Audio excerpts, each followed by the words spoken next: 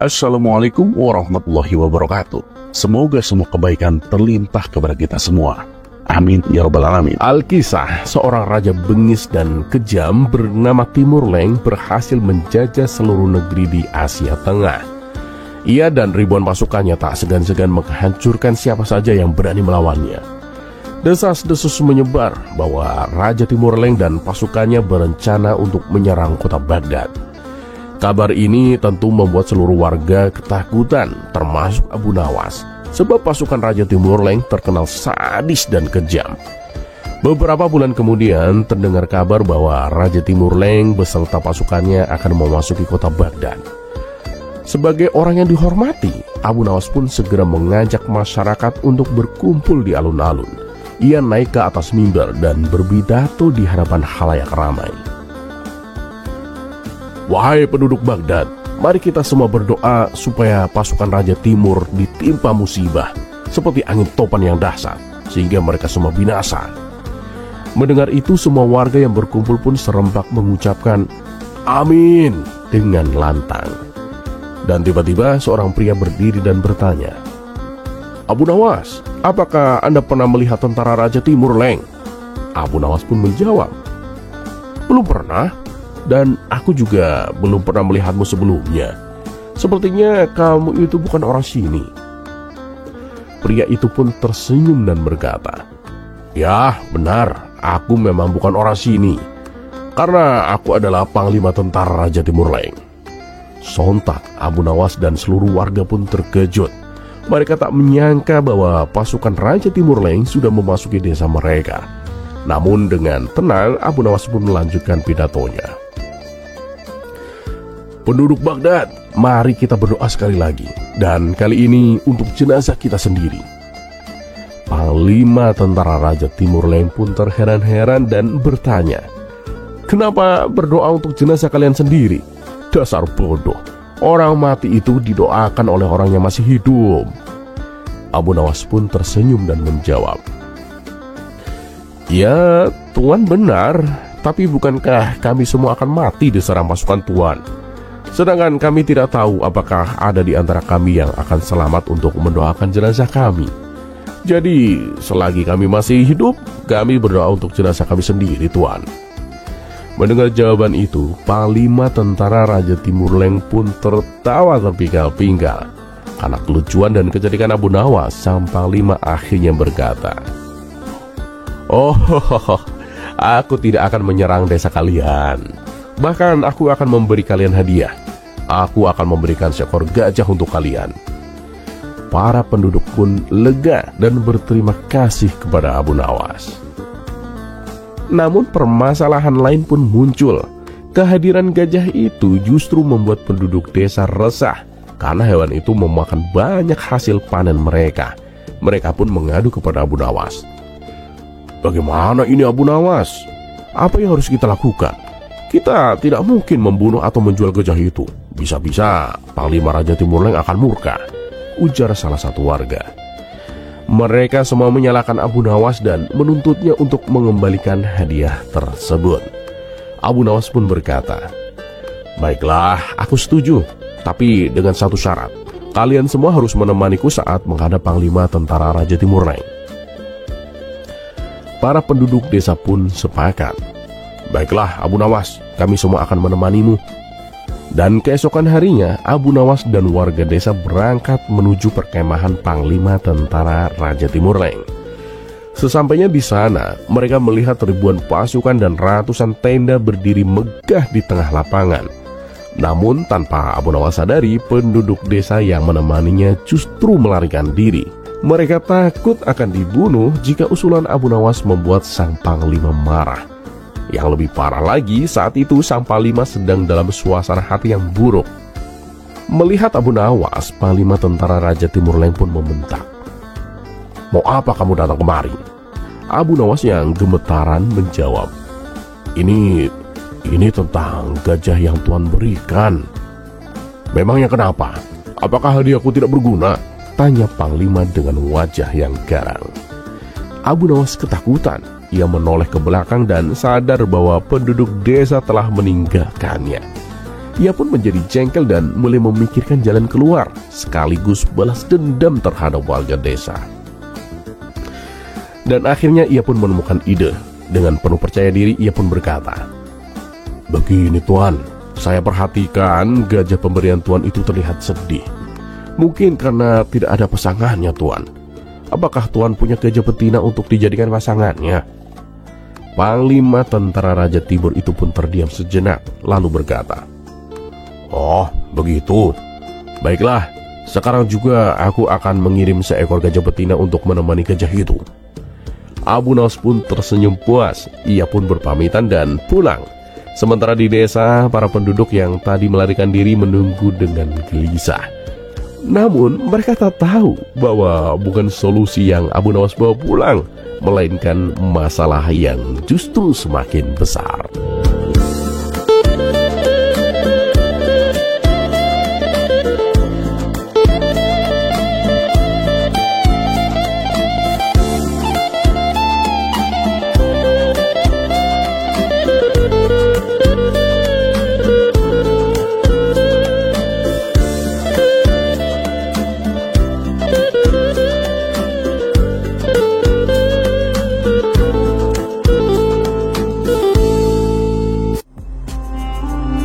Kisah selanjutnya.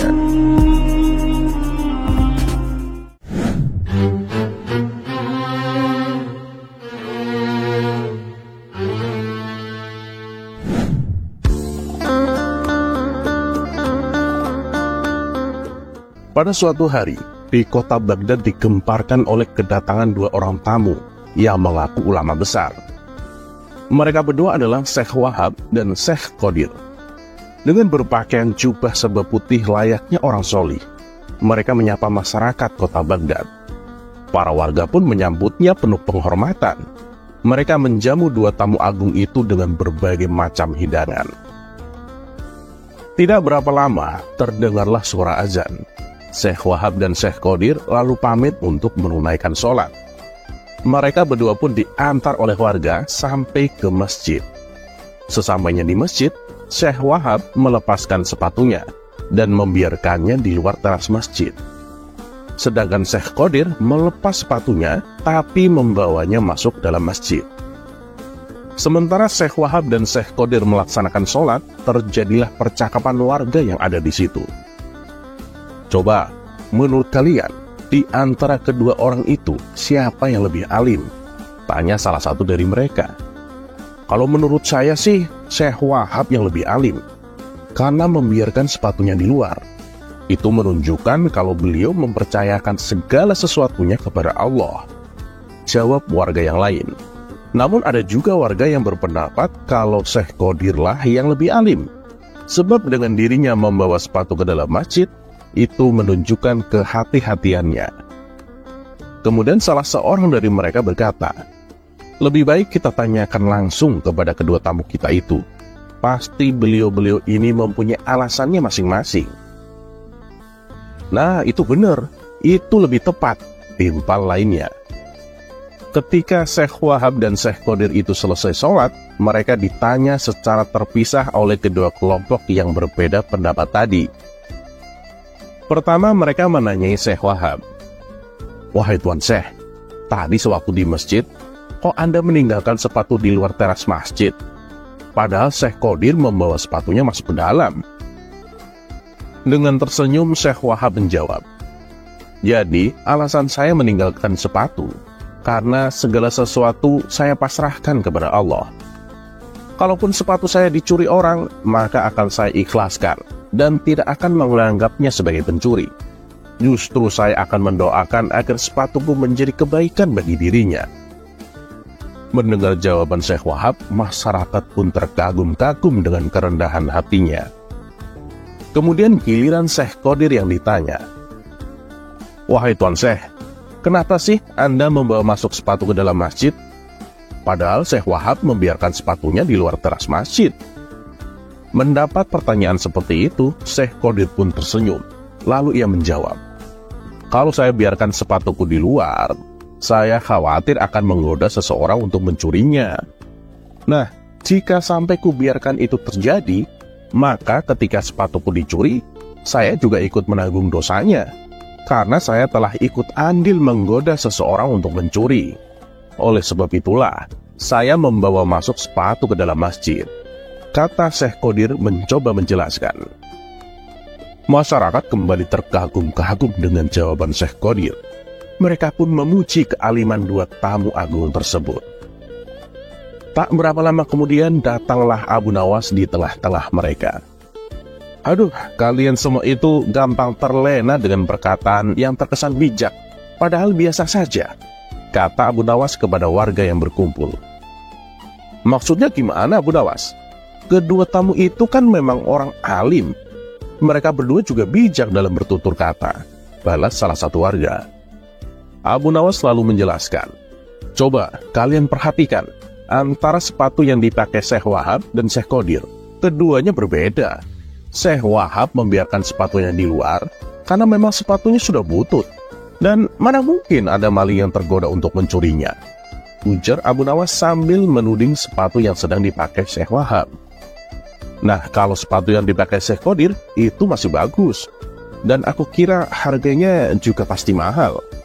Oleh sebab itulah ia khawatir sepatunya akan hilang, makanya sepatunya ia bawa masuk ke dalam masjid.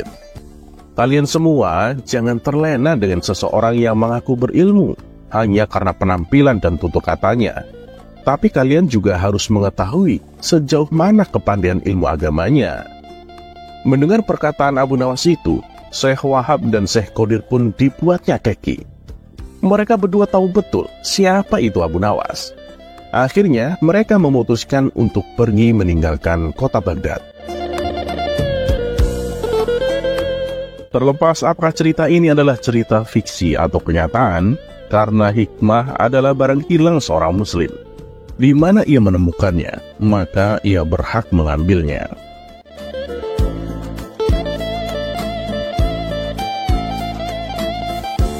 Dan satu yang harus selalu kita tahu, bahwa Allah Subhanahu wa Ta'ala tidak pernah menjanjikan bahwa langit itu selalu biru, bunga selalu mekar, dan mentari selalu bersinar.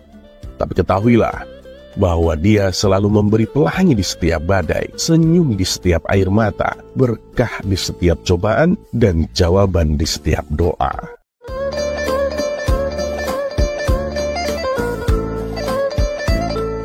Dan seperti biasa, terima kasih. Wassalamualaikum warahmatullahi wabarakatuh.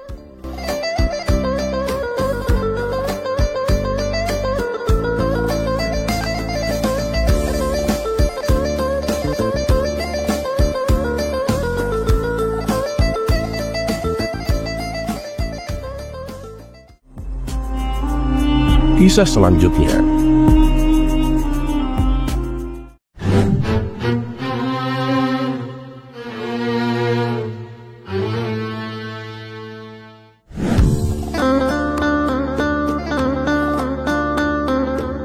Sudah berhari-hari Baginda Raja merenung, bukan karena suatu masalah yang besar, tapi hanya karena sebuah teka-teki yang ia dapat dari kawannya, yaitu Raja Negeri Seberang.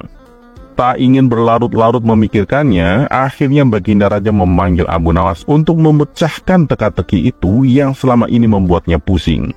Dan singkat cerita, datanglah Abu Nawas menghadap. Tanpa basa-basi, Baginda Raja langsung berkata, "Abu Nawas, aku memanggilmu ke sini karena aku sudah tak tahu harus berbuat apa lagi. Ada teka-teki yang selama ini menggoda pikiranku, Abu Nawas.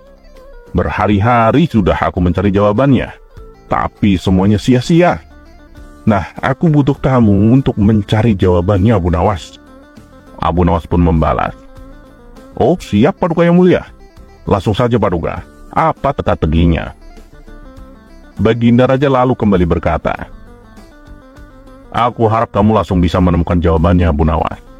Begini teka-tekinya. Di manakah sebenarnya batas jagat raya ciptaan Tuhan kita?" Tanpa pikir panjang dan tanpa ragu-ragu, Abu Nawas langsung menjawab, "Batas jagat raya itu ada di dalam pikiran kita, Paduka." Kemudian Abu Nawas menjelaskan lebih rinci. Ketika keterbatasan itu ada karena adanya keterbatasan. Dan keterbatasan itu ditanamkan oleh Tuhan di dalam otak manusia. Maka dari itu, manusia tidak akan pernah tahu di mana batas jagat raya ini. Sebab sesuatu yang terbatas itu tentu tak akan mampu mengukur sesuatu yang tak terbatas. Tutur Abu Nawas. Baginda Raja pun tersenyum puas mendengar penjelasan Abu Nawas yang sangat masuk akal itu.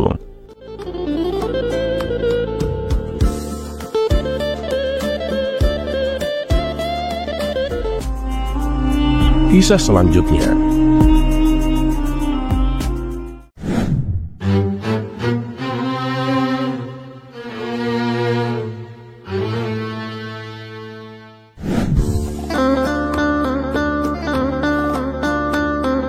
Kisah Abu Nawas kali ini berawal dari adanya seorang pedagang dari luar kota yang ingin belajar cara berdagang.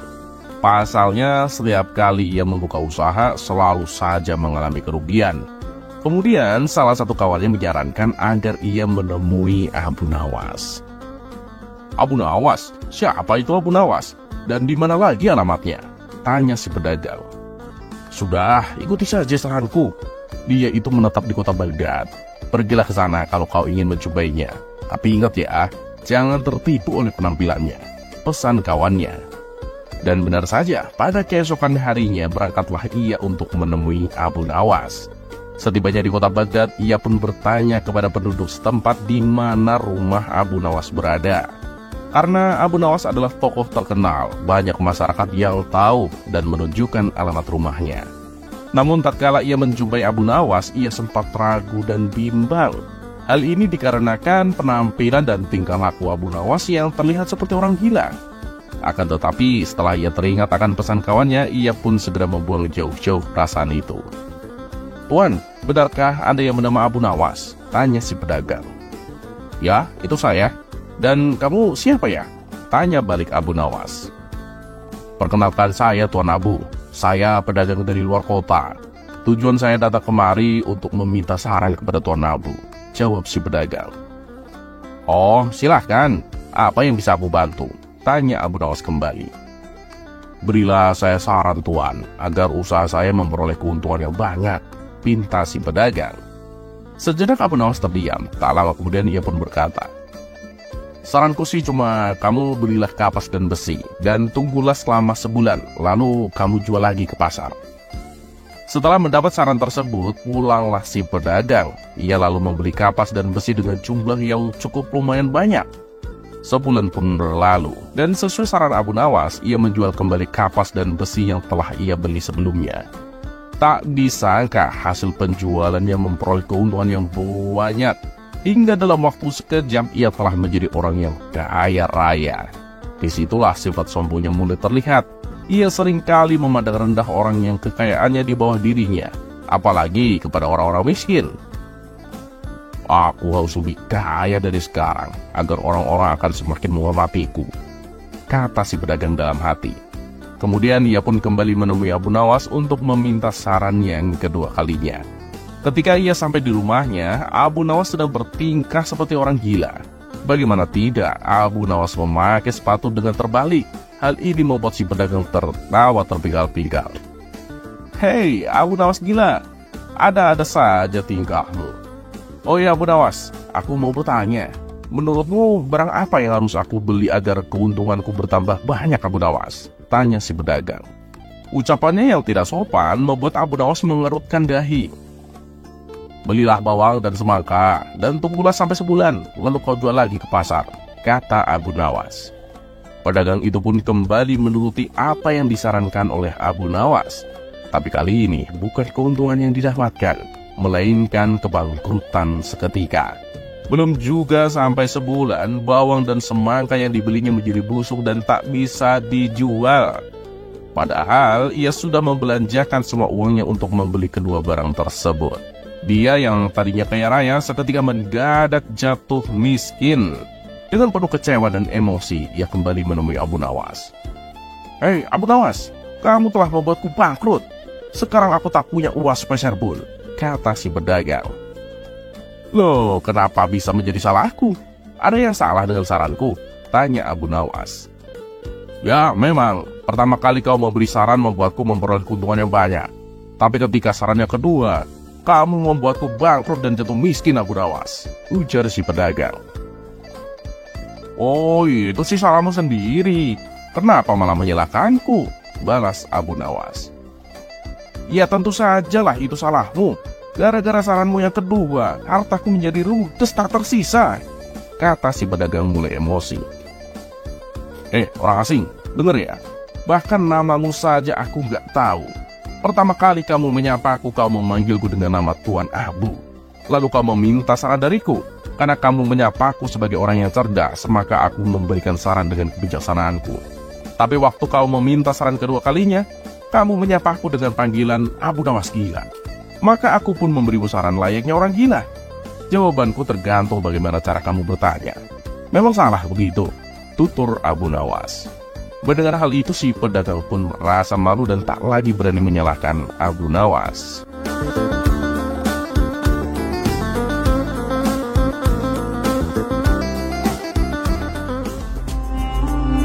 Kisah selanjutnya.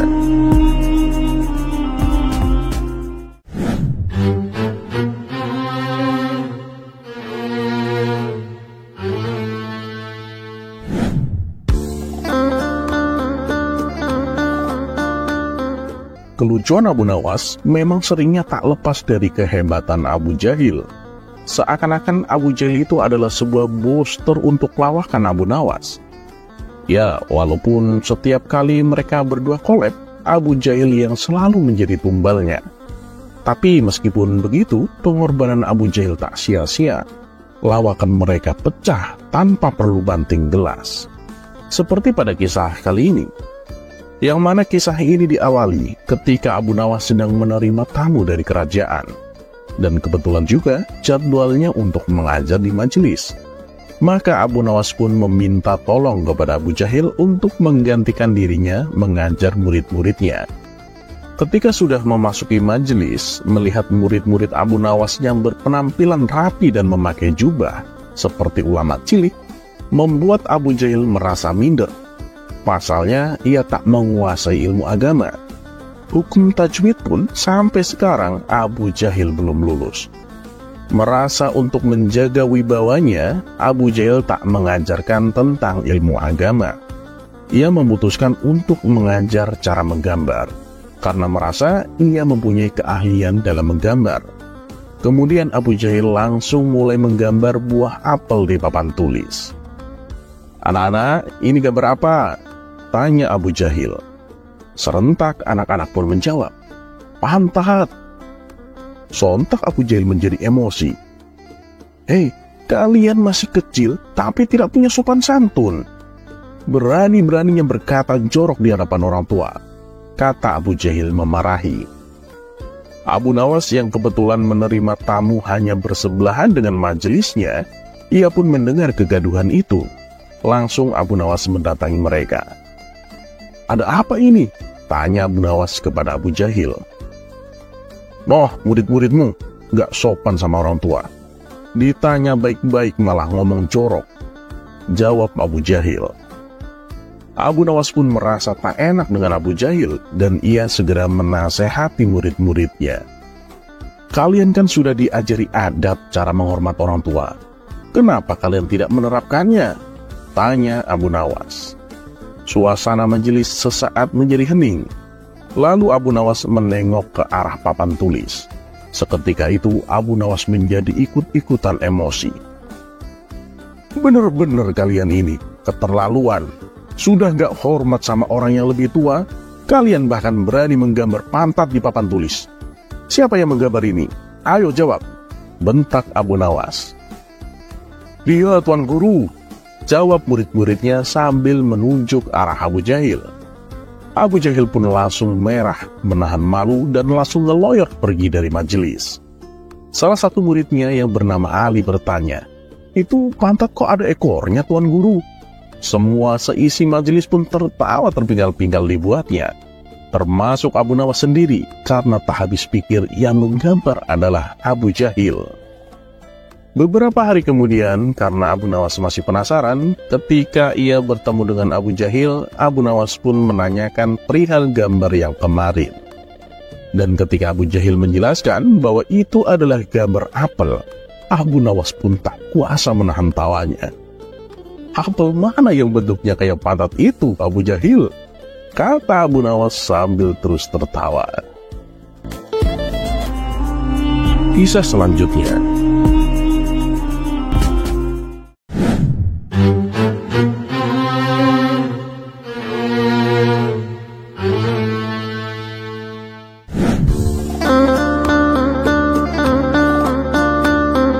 Karim adalah seorang pemuda di desa tempat Abu Nawas tinggal. Tapi tak seperti pemuda pada umumnya yang semangat dalam segala hal, dari mencari ilmu sampai ke masalah pekerjaan. Karim justru terkenal suka membuang-buang waktu. Setiap kali ada pekerjaan yang harus diselesaikan, dia selalu menundanya, atau malah melakukan hal-hal yang tak berguna, seperti menghitung butir pasir di dalam rumahnya. Orang-orang desa sudah sering menegurnya, tapi Karim tak pernah berubah. Mendengar hal ini, Baginda Raja Harun Ar-Rasyid pun meminta Abu Nawas untuk menegur Karim dengan cara yang berbeda. "Abu Nawas, tegur itu si Karim, agar dia itu sadar tanpa merasa dihina atau dimarahi," kata Baginda Raja. Abu Nawas pun menerima tantangan itu. Dia pergi ke rumah Karim dan melihat Karim sedang duduk di teras rumah, asik menatap burung terbang dan menghitung awan di langit. "Assalamualaikum, Karim," sapa Abu Nawas dengan ramah. "Waalaikumsalam, Tuan Abu," jawab Karim malas. "Apa yang membuat Tuan kesini?" Abu Nawas pun tersenyum. "Aku dengar kamu ahli dalam menghitung banyak hal, Karim. Apa benar begitu?" Karim pun mengangguk dengan bangga. "Ya, begitulah, Tuan. Aku bisa menghitung berapa banyak daun yang jatuh dari pohon hari ini, dan bahkan berapa butir pasir yang ada di dalam rumahku." "Wah, menarik sekali, Karim," kata Abu Nawas berusaha tampak kagum. "Aku punya sebuah tantangan untukmu, Karim. Maukah kamu mencobanya?" "Apapun tantangannya, aku terima, Tuan," jawab Karim dengan penuh semangat. Abu Nawas pun mendekat dan kemudian berkata, "Baiklah, tantanganku sederhana, Karim. Berhubung kamu ahli dalam menghitung, aku ingin kamu menghitung berapa banyak waktu yang telah kamu buang sejak pagi tadi hingga saat ini." Karim pun terdiam sejenak, merasa bingung. "Menghitung waktu, Tuan? Maksudnya gimana?" Abu Nawas pun tersenyum, kali ini dengan nada yang lebih serius. "Kamu kan pandai menghitung daun jatuh, bahkan pasir. Tapi, pernahkah kamu menghitung waktu yang telah kamu buang untuk hal-hal seperti itu, Karim? Seberapa banyak pekerjaan yang bisa kamu selesaikan jika waktu itu tak kamu buang dengan percuma?" Karim pun tersentak mendengar kata-kata Abu Nawas. Aku tidak pernah memikirkannya, Tuan," gumamnya pelan. Abu Nawas pun menepuk pundak Karim dengan lembut. "Waktu adalah hal paling berharga yang kita miliki, Karim. Sekali terbuang, tak akan pernah kembali.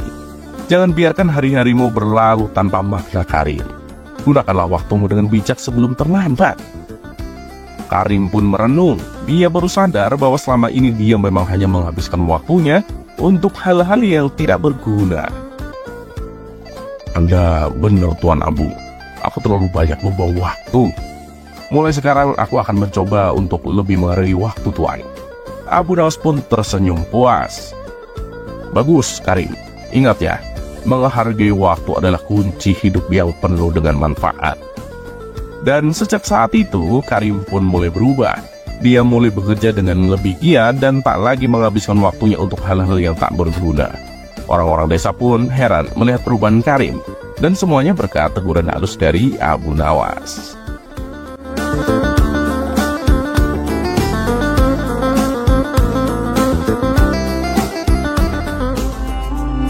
Kisah selanjutnya.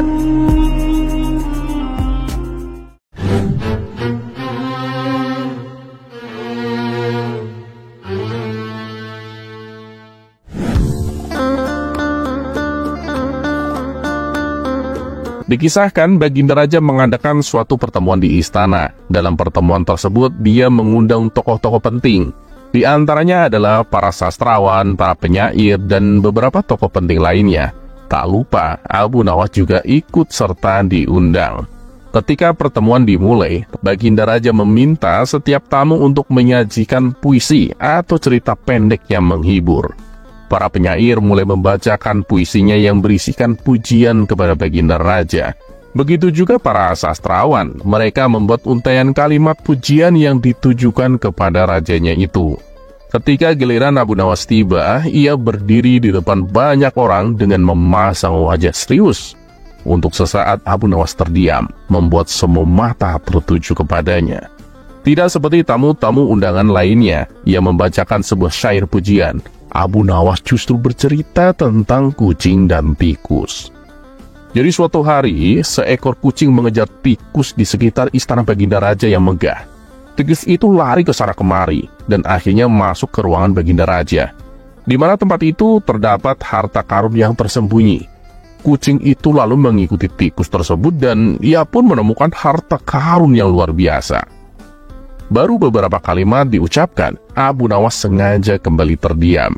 Hal ini tentu membuat orang-orang yang hadir menjadi penasaran dengan kelanjutannya, termasuk Baginda Raja sendiri. Lalu apa yang terjadi selanjutnya Abu Nawas? Tanya Baginda Raja. Sayang sekali Paduka, kucing itu terlalu sibuk dengan harta karun, sehingga ia lupa bagaimana cara keluar dari ruangan itu. Kucing itu akhirnya ditangkap oleh penjaga istana dan dimasukkan ke dalam kurungan. Nah, untuk kedepannya, sebaiknya Paduka Raja perlu berhati-hati ketika akan memelihara kucing, kata Abu Nawas melanjutkan. Setelah mendengar cerita pendek tersebut, Baginda Raja bertepuk tangan dan memberikan Abu Nawas sebuah hadiah. Kemudian ia pun dipersilahkan untuk pulang. Ketika Abu Nawas meninggalkan istana, para penyair dan sastrawan heran dengan sikap Baginda Raja. Ampun Paduka yang mulia, saya kira cerita yang dibawakan Abu Nawas tidak ada istimewanya sama sekali. Tapi kenapa Paduka memberinya hadiah? Tanya salah satu dari mereka. Baginda Raja kemudian menjelaskan, begini ya, ada yang harus kalian ketahui. Di balik ceritanya yang sederhana itu mengandung nasihat sekaligus berupa pujian. Kucing yang dimaksud Abu Nawas ibarat seorang menteri, yang mana menteri tersebut awalnya ingin menangkap para pejabat yang korupsi. Tapi begitu kucing itu diajak masuk ke dalam gudang yang penuh harta, ia jadi lupa dengan niat menangkap tikus. Ia terlena dan terjebak oleh harta yang berlimpah, yang pada akhirnya ia sendiri yang tertangkap karena ketahuan korupsi. Nah, dalam cerita tersebut, Abu Nawas juga memuji atas tindakan dan sikap yang saya lakukan. Memang sih, belakangan ini beberapa menteri telah aku jatuhi hukuman lantaran ketahuan korupsi. Dan di akhir ceritanya, Abu Nawas juga sempat menasehati agar lebih berhati-hati ketika saya mengangkat menteri yang baru. Setelah mendengar penjelasan Baginda Raja, mereka semua pun memuji akan kecerdasan Abu Nawas.